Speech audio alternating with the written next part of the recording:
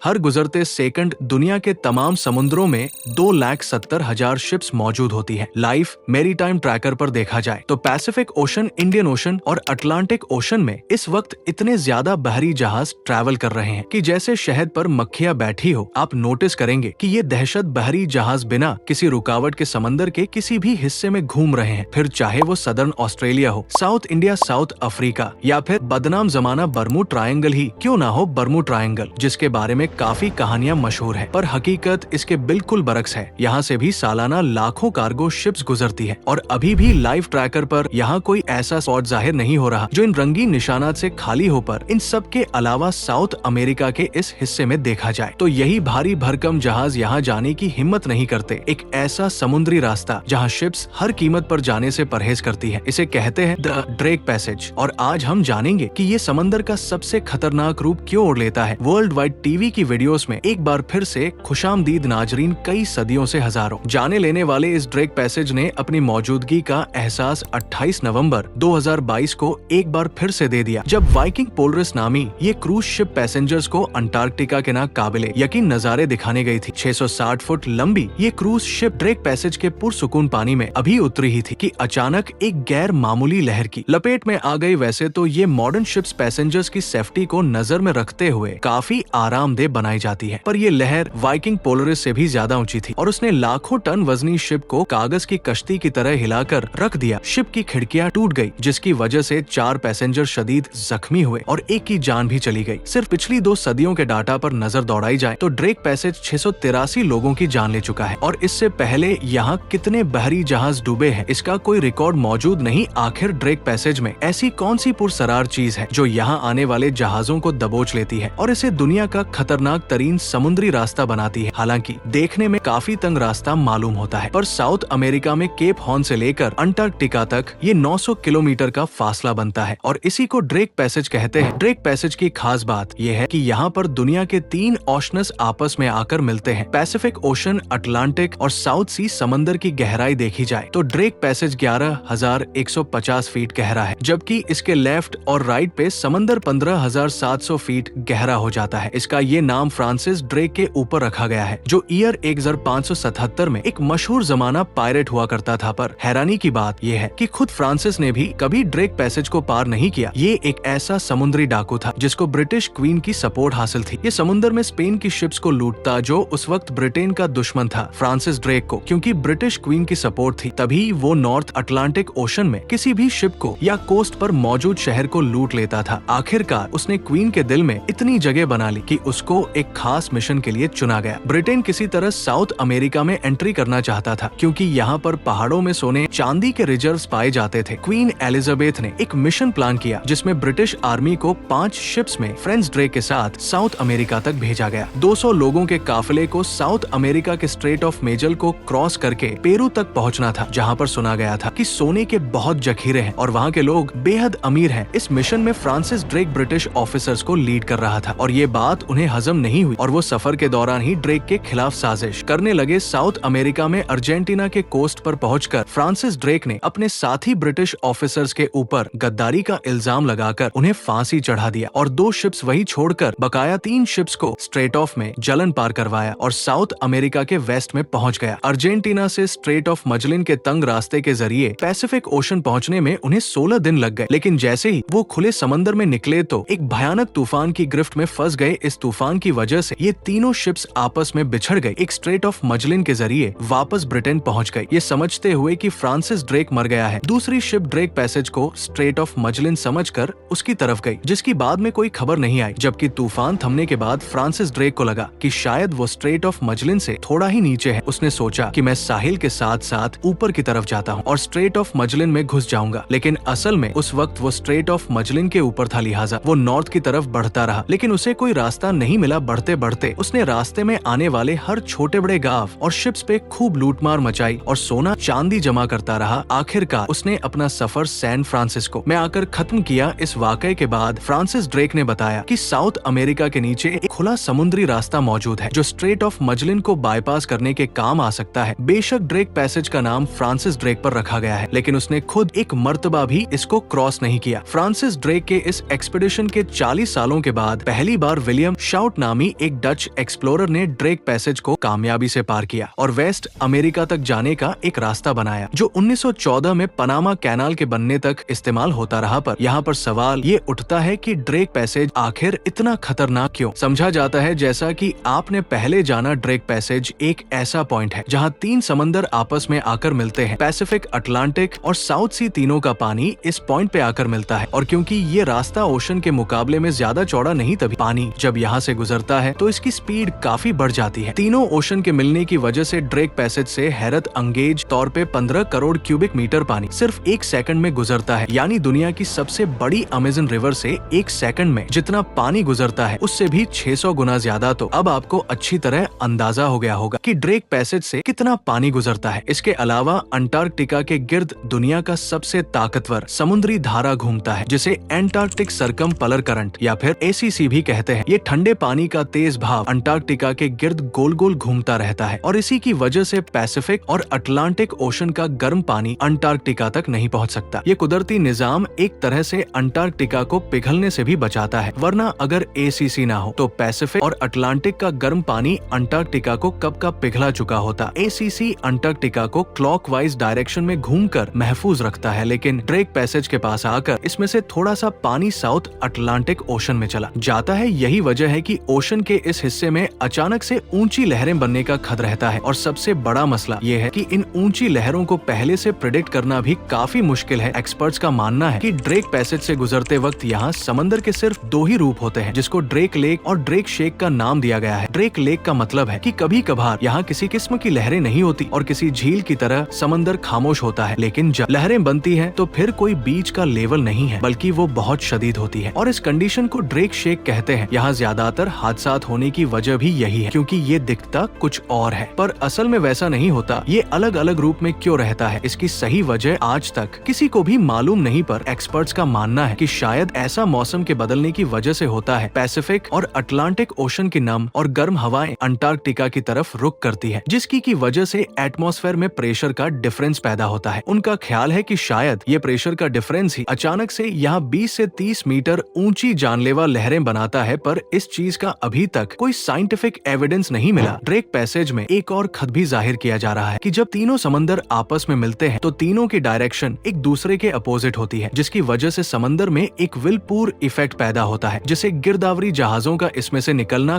काफी चैलेंजिंग होता है। और अगर इसी दौरान कोई खतरनाक लहर पैदा हो गई तो फिर वो जहाज को अगर नुकसान ना भी पहुंचाए तो ठीक ठाक झूला जरूर देती है। अक्सर पैसेंजर्स इस मोशन की वजह से बीमार पड़ जाते हैं, तो कुछ इसको शिप डेक पे स्लाइड करके एंजॉय भी करते हैं, लेकिन कई केसेस ऐसे भी सामने आए हैं जिसमें पैसेंजर्स या क्रू झटके की वजह से पानी में गिर जाते हैं। ड्रेक पैसेज में पानी का टेम्परेचर 6 डिग्री सेल्सियस होता है, और ये दुनिया में वाहिद ऐसी जगह है जहाँ माइनस में होने के बावजूद भी पानी लिक्विड फॉर्म में ही रहता है। इतनी ज्यादा ठंड बदन को फौरन फ्रीज कर देती है और हाइपोथर्मिया के बायस इंसान की मौत हो जाती है। इसके अलावा ड्रेक पैसेज का मौसम बहुत ही अनप्रेडिक्टेबल होता है। ये एक ऐसा एरिया है जहाँ पर तेज हवाएं, लहरें और तूफान बहुत तेजी से बदलते हैं। कुछ वक्त ये पैसेज शांत और साफ होता है, जबकि दूसरे वक्त ये तूफानी और खतरनाक हो जाता है। साइंटिफिक कम्युनिटी अभी तक यहाँ के इस एनोनिसिस को एक अनोखी और सुपर नेचुरल जगह भी मानते हैं। कुछ सेलर्स और ट्रैवलर्स ने यहाँ पर अजीब फेनोमेन भी नोटिस किए हैं, जैसा कि आसमान में अजीब लाइट्स का दिखना, कंपास का अचानक खराब हो जाना, और ऐसी आवाजें भी सुनी गई हैं जिनकी साइंस वजाहत नहीं कर सकती। आपको यहाँ बताते चले कि ड्रेक पैसेज के आसपास का इकोसिस्टम भी एक मिस्ट्री से कम नहीं है, क्योंकि इस एरिया में एंटार्क्टिक सरकम पोलर करेंट्स की वजह से समंदर में वो मखलूक नहीं पाई जाती जो नॉर्मली दूसरे समुद्रों में मौजूद है। यहाँ काफी मुख्तलिफ समुद्री प्रजातियां पाई जाती हैं, जिनकी बॉडी माइनस टेम्परेचर और हाई प्रेशर को आसानी से झेल सकती है। ये एक्सट्रीम कंडीशन दूसरी समुद्री मखलूक के लिए बहुत चैलेंजिंग हो सकती है। इसी वजह से उनका यहाँ कोई नामो निशान नहीं, लेकिन साइंटिस्ट अभी तक इसकी असल वजह समझने से कासिर है। ड्रेक पैसेज के ये तमाम फेनोमेन साइंटिफिक लॉजिक की समझ से बाहर है, तभी इनका ठोस जवाब अभी तक कोई नहीं दे पाया। इन्हीं खतरों और लंबे रास्ते से बचने के लिए 1914 में पनामा कनाल वजूद में आया, लेकिन आज भी सुपर साइज की कार्गो शिप्स और एक्सपेडेंट शिप्स ड्रेक पैसेज का रुख करती है। उम्मीद है वर्ल्ड वाइड टीवी की ये वीडियो भी आप लोग भरपूर लाइक और शेयर करेंगे। आप लोगों के प्यार भरे कमेंट्स का बेहद शुक्रिया। मिलते हैं अगली शानदार वीडियो में।